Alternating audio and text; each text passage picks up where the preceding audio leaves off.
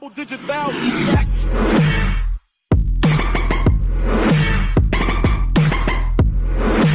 Okay, so check this out. Let's have a quick discussion about Plague. Plague, who is one of my favorite killers in the game, and in my opinion, one of the most underrated, yet one of the more powerful killers in the game. Y'all like my Plague? Y'all see the outfit I'm rocking? It's nice, right? The weapon, the crown, the gown, the everything. You see how that just flows? If you're gonna play killer, I feel you gotta be fashionable. You gotta have the right outfit. Anyway, let's talk about Plague. Okay. So this is the Plague build that I'm gonna run. This is a build on Plague I think is very, very strong. We're gonna go with Pop Goes the Weasel, Corrupt Intervention, Tinkerer, and Thanatophobia. Let me explain this build and these perks, purpose of each. So Corrupt Intervention, which is one of Plague's unique perks, I think works very well on her. It gives her a really strong startup because here's what happens. So the way Corrupt Intervention works is 3 generators, the ones furthest from you, will be blocked for 120 seconds or 2 minutes. Okay, so they can't work on those 3 gens. But as Plague, what you can do is when the game starts out, the gens that are not corrupted, as we pass by them and start our patrol in the beginning, we're gonna infect them with her Val Purge.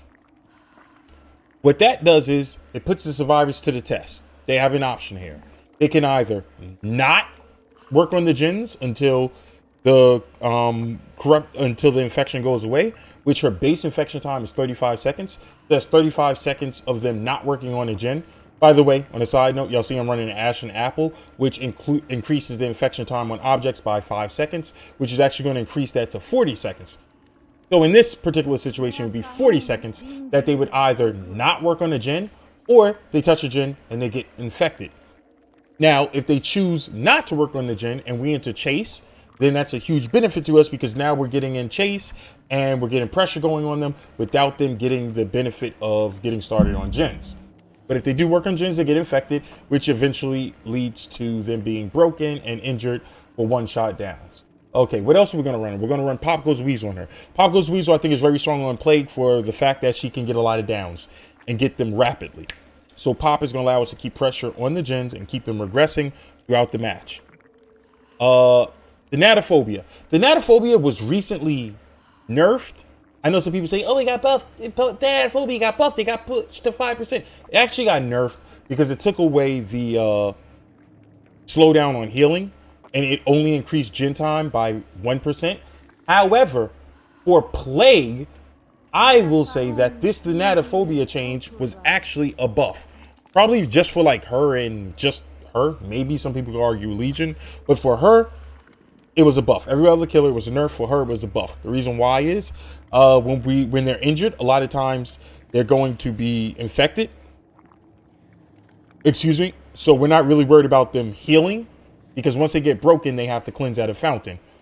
So she doesn't really worry about healing time. But for gen repair time, that was a bit of a buff. Now, one of the metas for countering Plague is to not cleanse. If you don't cleanse, you deny her corrupt purge power. But hey, if we got Thanatophobia and they're not cleansing, this starts to add up. So it's 5% penalty for each injured survivor. Which translating, doing some math, 80 seconds for one person to do a gen, not including great skill checks or toolboxes, but base 80 seconds. That essentially adds each injured survivor, it adds 4 seconds to each gen. So 1 injured survivor, that's additional 4 seconds. 2, that's 8. 3 injured survivors is 12 seconds. Now we're starting to, oh shit, 12 more seconds on a gen. 4 injured survivors, that's 16 more seconds on a gen. I like the Thanatophobia on her. And another perk that we're going to throw on her, which a lot of people don't run on her or don't like or argue with me. Sure, it's not a good perk on her, but I will definitely argue opposite, is Tinkerer. I think Tinkerer is especially strong on Plague, and let's understand why. Let's look at a couple scenarios with Tinkerer. Survivors on a gen. Let's say the survivor's not injured. Fully healed survivor working in gen. Now we get to sneak up on them. Not only do we get to hit them, or get in position to get a good hit, but we're also in position to infect them and get a hit. Okay. And infect the gen along the way also, which would help us while it's regressing. Let's look at another situation. A survivor's injured. Okay, a survivor's injured. Now against Plague, because of the nature of her power, a lot of times survivors are going to be injured. They're going to be broken on gens. So now we get Tinker and we get to sneak up on an injured or broken survivor and down them. That's strong, guys.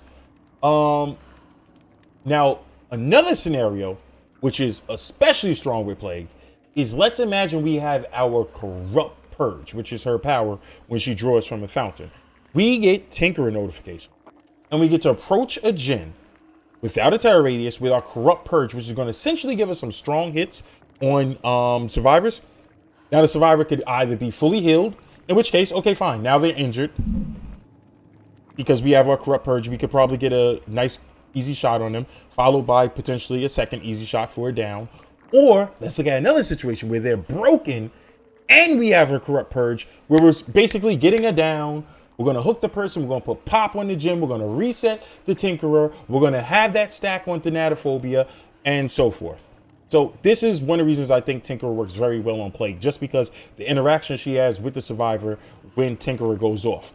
Also understand, because Thanatophobia adds more time to gens, when we get that notification on Tinkerer, it's going to take them we have a couple more seconds to get to them before the gen goes off than if we didn't have Tinkerer. You understand? Because Tinkerer increases the time on gens. We get the notification at 70%. It takes them more time to do the gen because of Thanatophobia, so we have a little bit more time to get to the gen.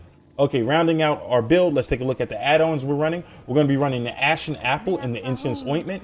I love Ashen Apple because, one, it gives us an additional fountain, which allows us to play a couple ways with her, where let's say we want to get pressure early on the survivors, we could draw from the fountain early and then try to, get some pressure with one or two quick downs, at least some injuries. Also, let's say the survivors are doing the meta of, let's not cleanse. Okay, well, you got two fountains to work with now.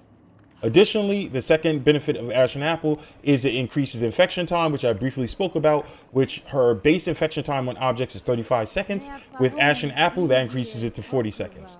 Second add-on we're gonna run is the Incense Ointment, which also, similar to Ashen Apple, has two benefits. The first benefit is it slightly increases movement speed while charging Vile Purge. So while we're charging Vile Purge, our movement speed is slightly increased. Pro tip, actually I'll say the pro tip in a second. Second aspect of this power is it moderately decreases Vile Purge cooldown. That means the time after we use our power, it shortens the time until we can take another action like attacking, vaulting, drawing up our power again, and so forth. I love this. It's similar to running an Okaft on Huntress. Now, pro tip. You see how this says slightly increases movement speed while charging Vile Purge and moderately decreases Vile Purge cooldown? Pro tip for Plague. Any of her add-ons that affect Vile Purge, it also affects Corrupt Purge. So we get both of these benefits also while we have Corrupt Purge. Okay, and that is going to explain our perks and add-ons, and let's go to the match. Let's try to keep this instructional. Okay, so we got Torment Creek. This is a very tough map. Anyone who watches the stream knows this map is the bane of my existence. Absolute bane. Okay, so what we're going to do, we're going to look at the gen, see what's not corrupted. We're going to do a quick spit on them. That way they're going to be corrupted for 40 seconds. We're going to spit on this one right now and then catch the other one on the way back. I could have probably did that reverse. Keeping an eye out for the survivors. I hate this goddamn map. I think like 70-80% of my losses come between this map and Fracture Cowshed.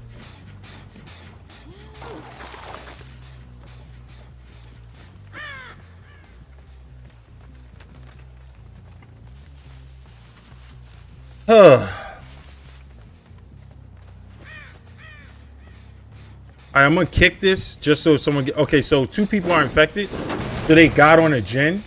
They said, fuck it, we're going to do this, even though it's infected. That's one of the reasons why it's good to spit on the gens early. They got a choice. Either don't do anything and give me free chase time, or get on a gen and get infected. 2 people in it.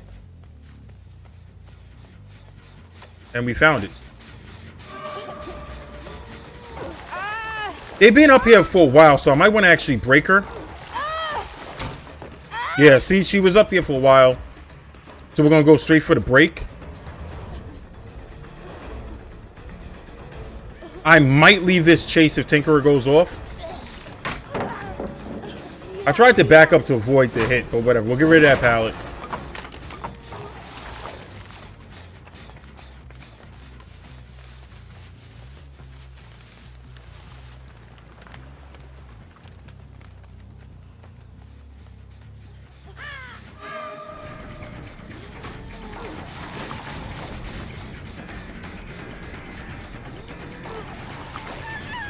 See how she screamed, but she's not infected somehow? I hate when that happens.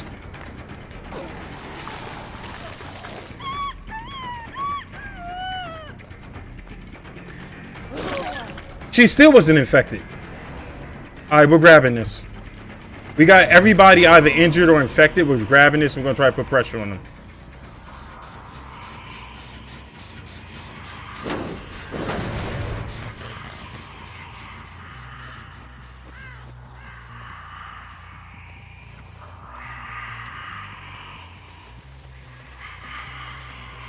We saw the bird fly. Someone was back here.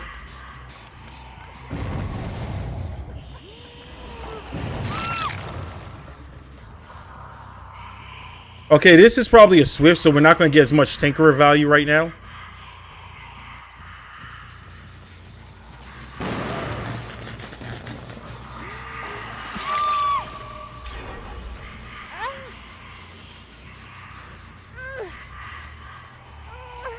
We have a little bit extra time when Tinkerer goes off because of the thanatophobia. Okay, so 4 injured survivors.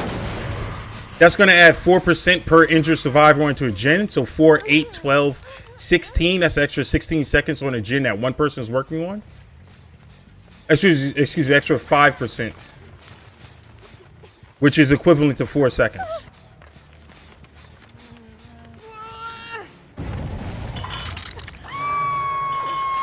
I'm going to save this pop because that gen's not moving much. And I think they probably touched this one, so we're going to get a second pop on it. Yep.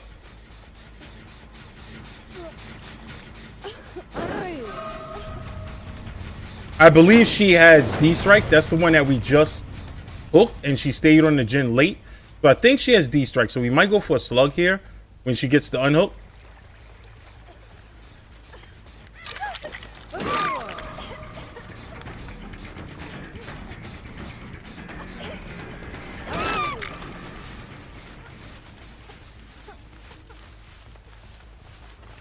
I hate to do this right now, but it's the reason I'm doing it.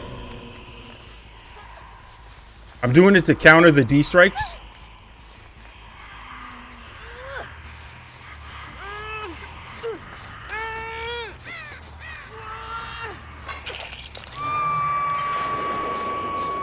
Okay, someone cleansed. That's good for us.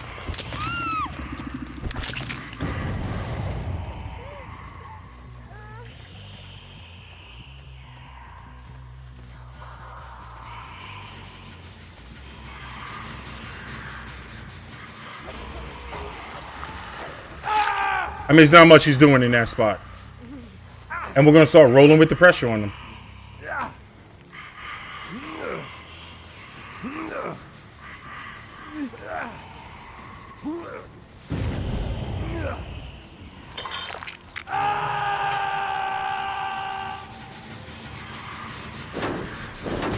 Again, everyone's injured and whatever. Like, a lot of people start the game saying we're not cleansing.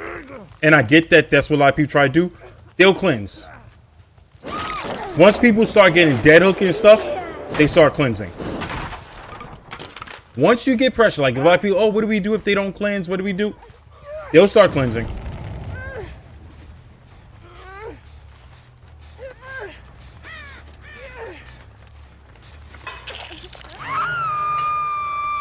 Again, I'm going to save this pop in case they touch that gen up to put yet another pop, which would almost turn this gen off, I believe.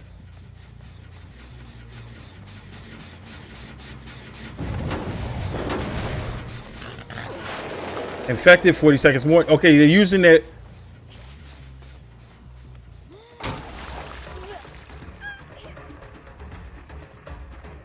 They're smart where they're cleansing at. I want to get a fountain.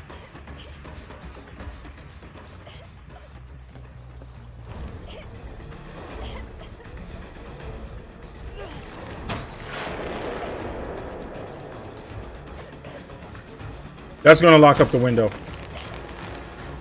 So we'll get the pallet here, whatever. I'll take it. Just give me the pallet. She didn't give me. Do you have Dead Hard? Yep. If they add greedy on pallets, you know they have Dead Hard. If they add greedy on pallets, it's one of two things: Dead Hard or D Strike. Most of the time, Dead Hard.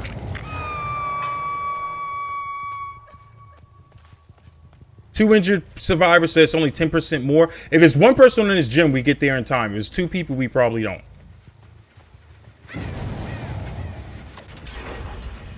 See, it's two people.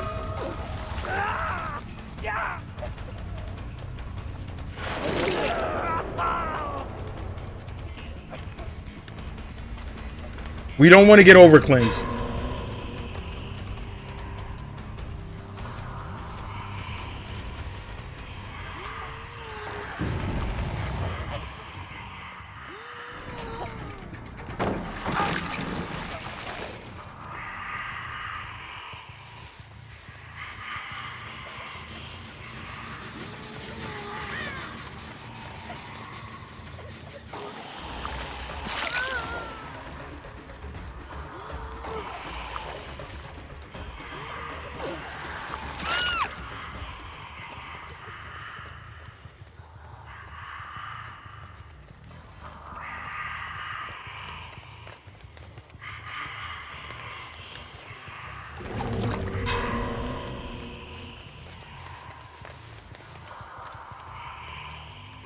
I don't know where Ace is.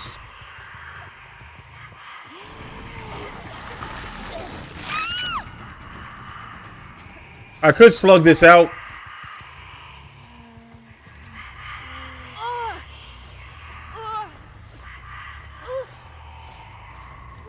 I could slug this out, but let's keep it going. Educational purposes, right?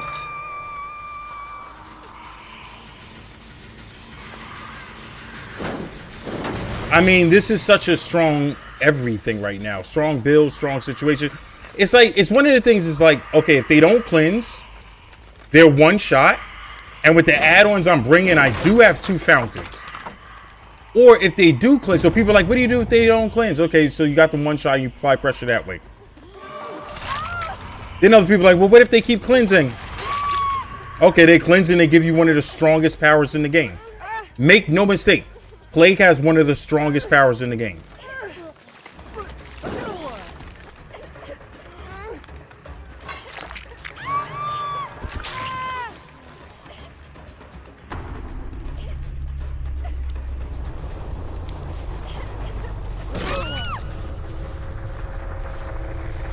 You see how Plague can just roll teams?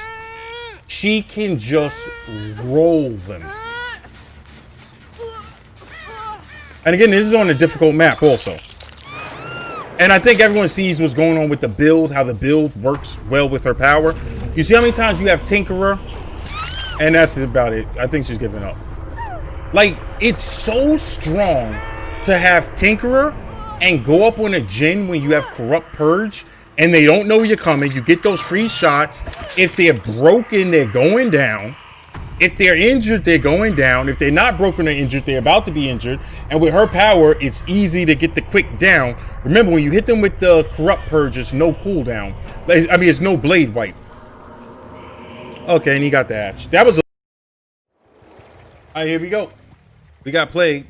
And she's... Wow, look at her and her weapon. That shit look crazy.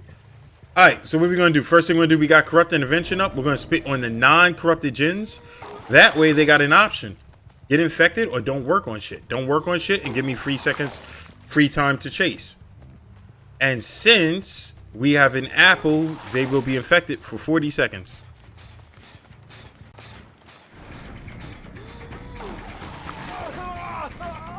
Did he not just scream? Why is he not infected?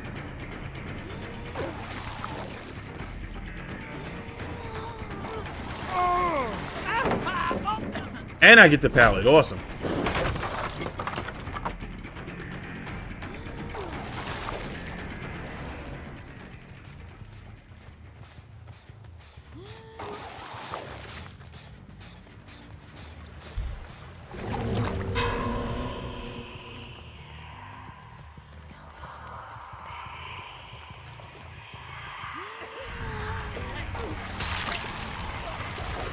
Fuck.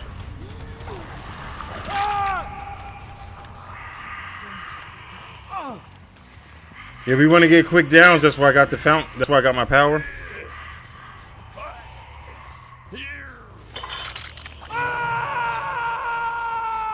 And we already see he's going to be cleansing.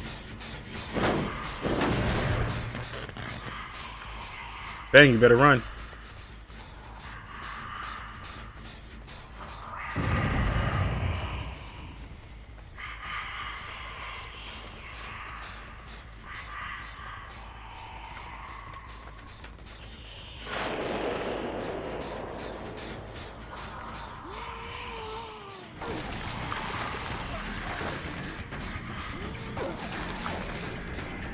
So I spit on that pallet, so once she drops the pallet, she gets infected anyway. See, she gets infected anyway. So we got what we wanted. We got the infection.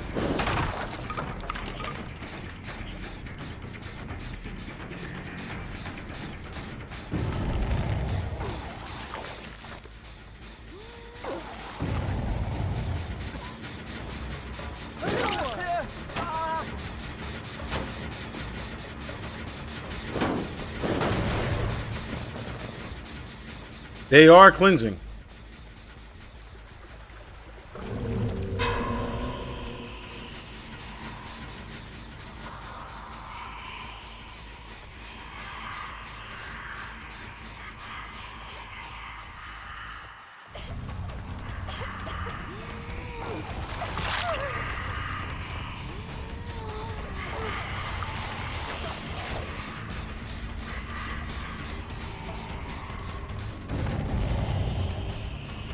Tinkerer.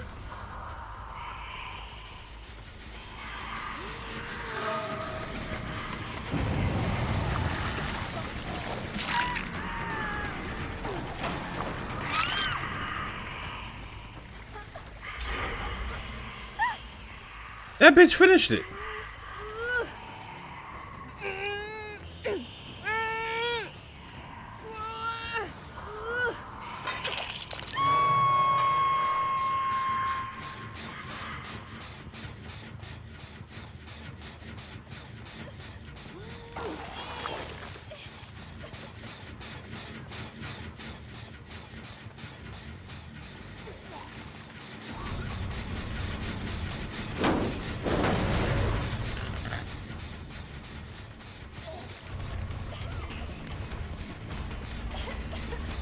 Things drop one pallet. You gonna drop the other one? You gonna dead hard or drop it? Dead hard?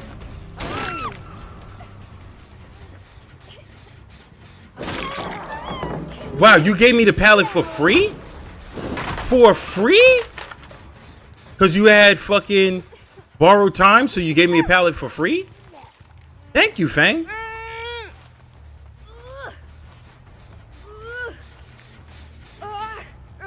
Why the fuck would you do that? I have no idea, but I thank you for it.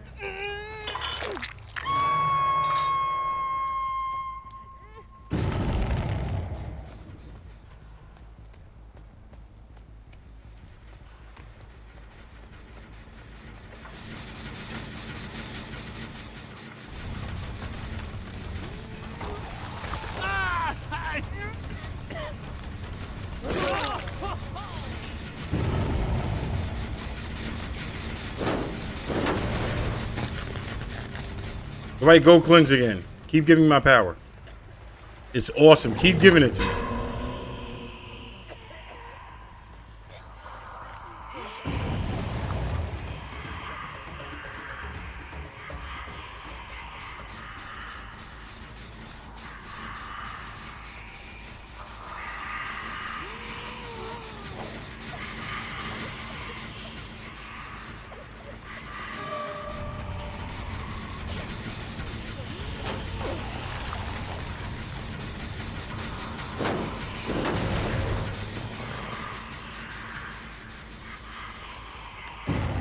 I didn't put infection. Did I put in? Oh, I reset.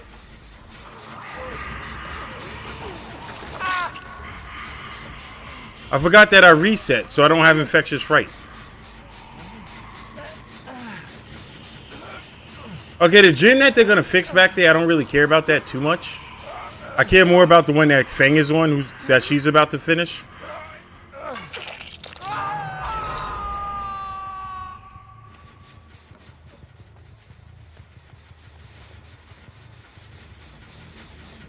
Oh, she's not even on it.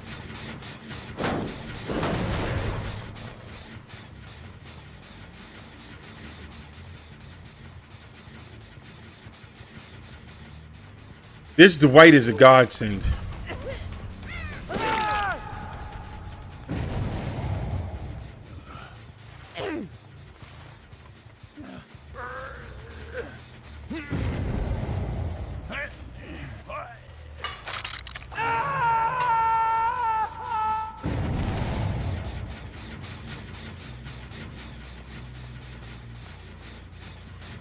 But I get to turn this shit all the way the fuck off.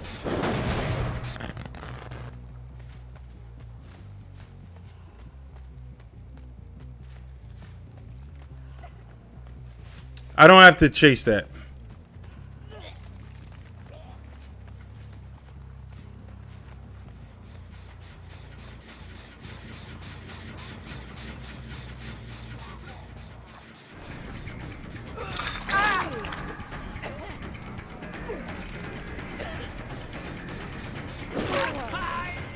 So that Felix, I think, has D-Strike.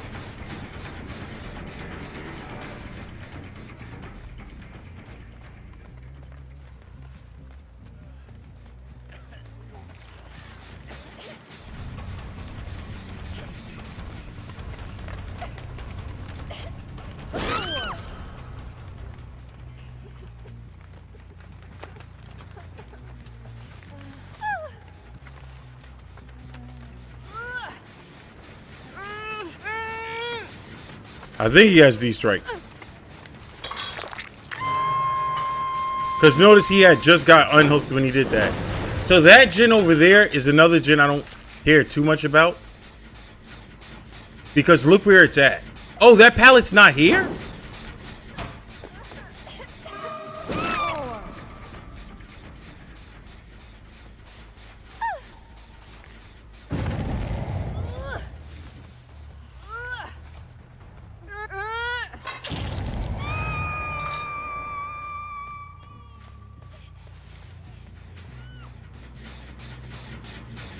I thought the pallet was here. I didn't know that.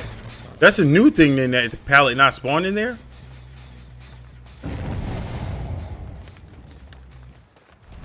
He ain't got D-Strike no more. Did he have Dead Hard? I don't remember him Dead Harding. Does he? Yeah, he does. What?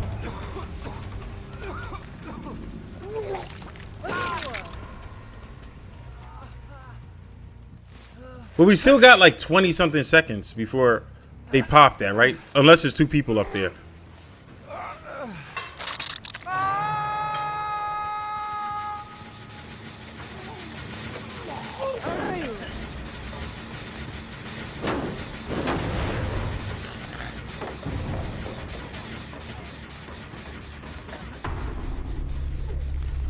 He had enough. I can't blame him.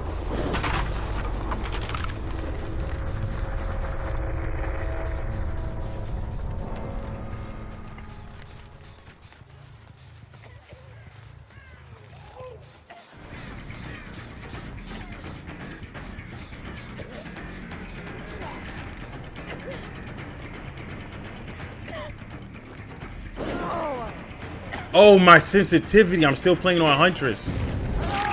I'm still playing on Huntress is 35.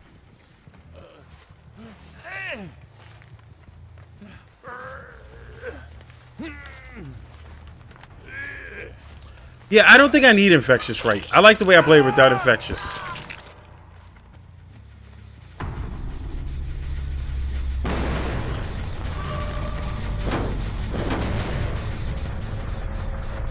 So I gotta start watching that to see if that has the pallet there or not. Anybody notice with Plague, it seems like they typically get like 2 gens done? With Plague, they typically get like 2 gens done.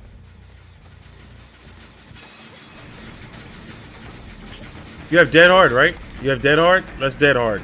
There you go. Thank you.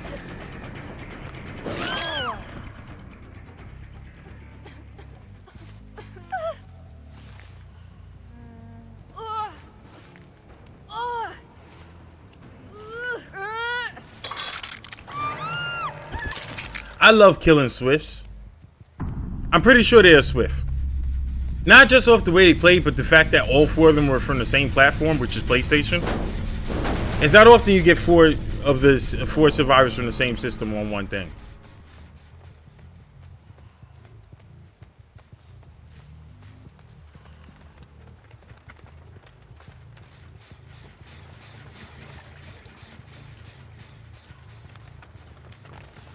That bitch is running for that hatch.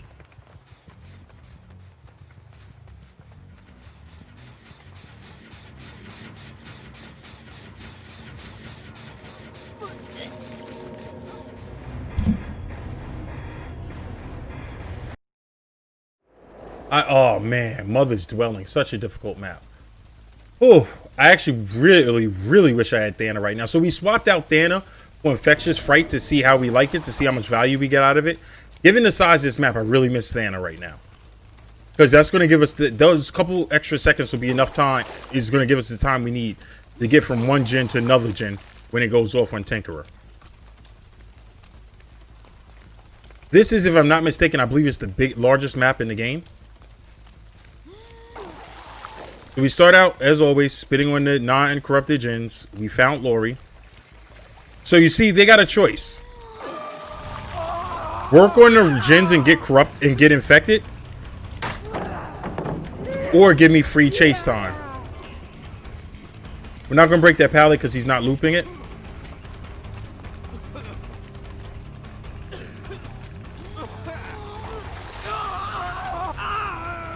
Yeah, I'm choosing to break him here rather than hit him for the speed burst.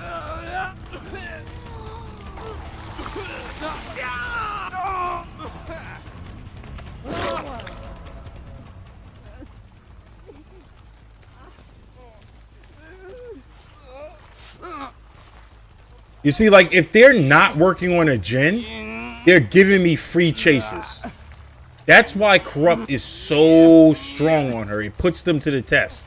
Either the killer gets free chase time, or you work on a gen and get infected, which eventually leads to injury.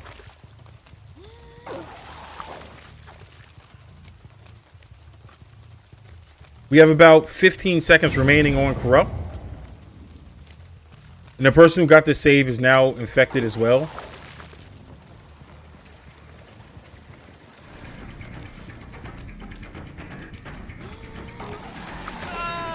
We want to be mindful not to overuse her power. We want to hit it.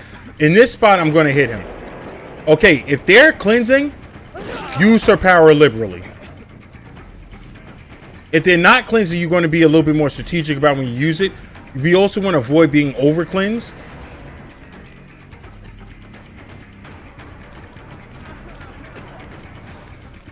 You have Dead Heart? Nope. We're definitely using that power.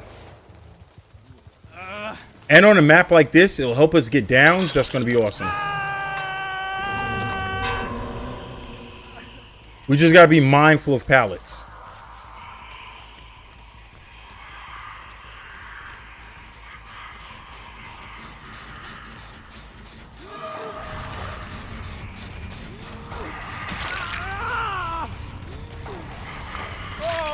Like, look at that power. Who downs you like that? Quick. Because remember, it's no cooldown. And when you hit them with this, you want to hit them in short bursts. You don't want it necessarily to be fully charged, because you can only hit them one time per spurt. So it's fully charged, you're going to lose some chase potential. Whereas if it's in short spurts, like...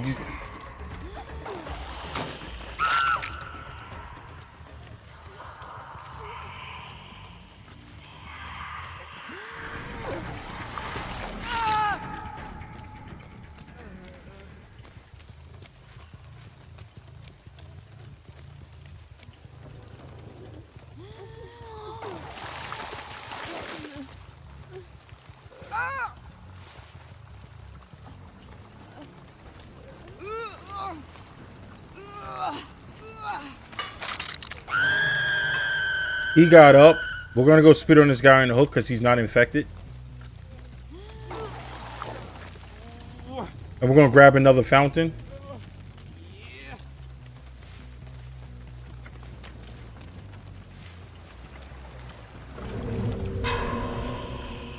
They cannot get a safe unhook on him when I have my power. Well, I wasn't near the hook, but...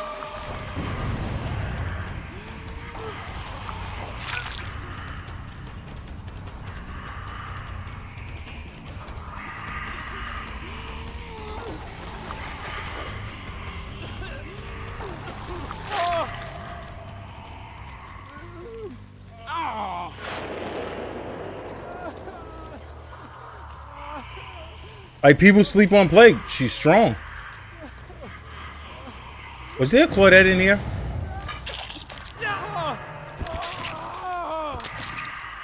Tinkerer, and they don't even know I'm coming.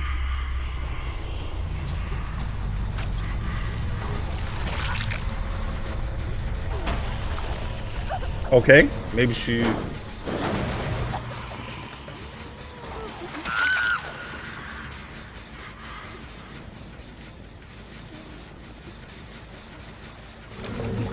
I don't know if she's playing off of DS with that, but I'm Plague. I don't really care about DS as much.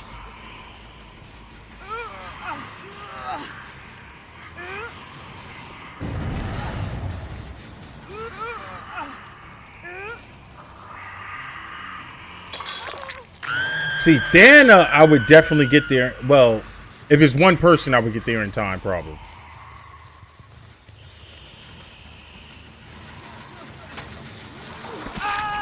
See? You just get on top of them. Was there a Claudette in here? No. Okay, so we could kill them. I had to make sure, because if it's Claudette, we want to kill Claudettes. We don't want to let a Claudette get hatched. So if it was Claudette, I would slug somebody instead of killing them.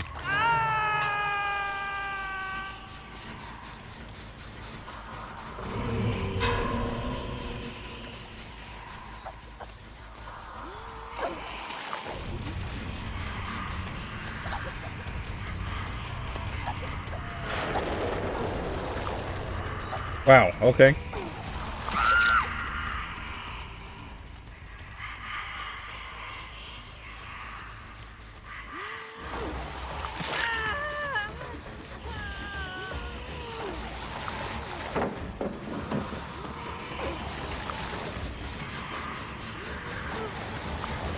I tried to get her on that.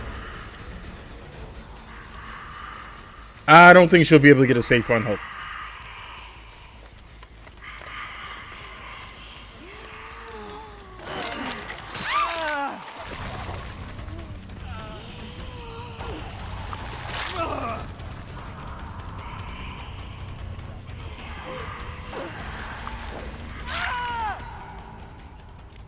And this is what Plague does. 5 gins. And I guess this is a good example of what happens when they cleanse. I don't think these were PC survivors. PC survivors typically don't cleanse. These might be console. Or people who's not used to playing Plague. Because again, not a lot of people play Plague. We actually got a lot of good value out of Infectious right here.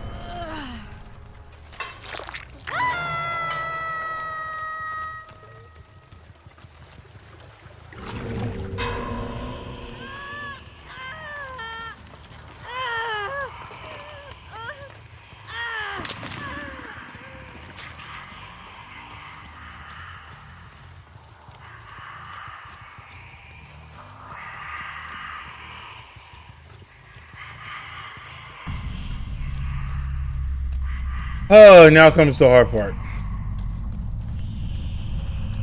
Make Deerstalker base kit.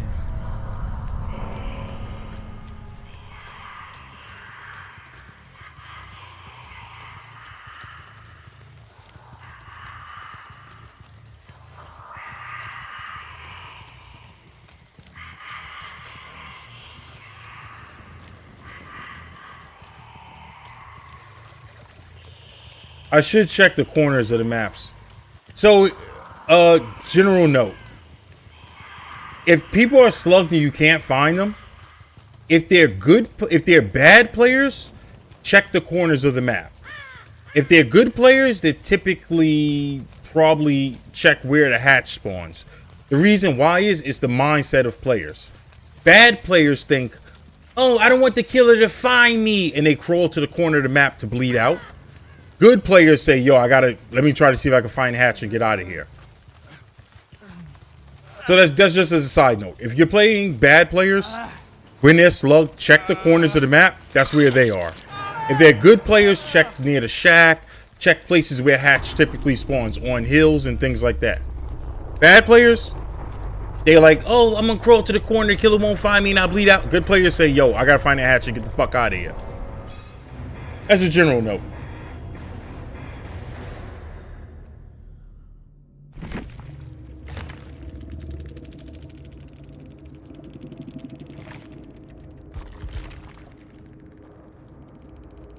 We had a D-strike in there.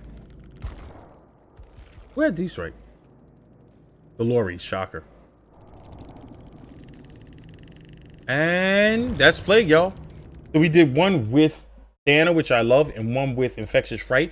I think I'm going to run some experiments this week where I'm playing over Infectious Fright to see which one I like more, because I think we got a lot of Infectious Fright value. Like, I think, like, people always say, what's the best build, best build? Sometimes you have different perks that you can swap in and out to help with things. Unpopular opinion, I like Bamboozle on Plague. It allows you to do certain things with her. That's a perk that I could swap in. So it's pretty much, I think with my builds, I stick with her. I stick with those first 3 perks of Corrupt, Pop, and Tinkerer. And then the 4th perk, I guess you could switch between Thana, Infectious Fright, Bamboozle sometimes, or whatever it may be. But yeah. So that's Plague 101, y'all. Any questions?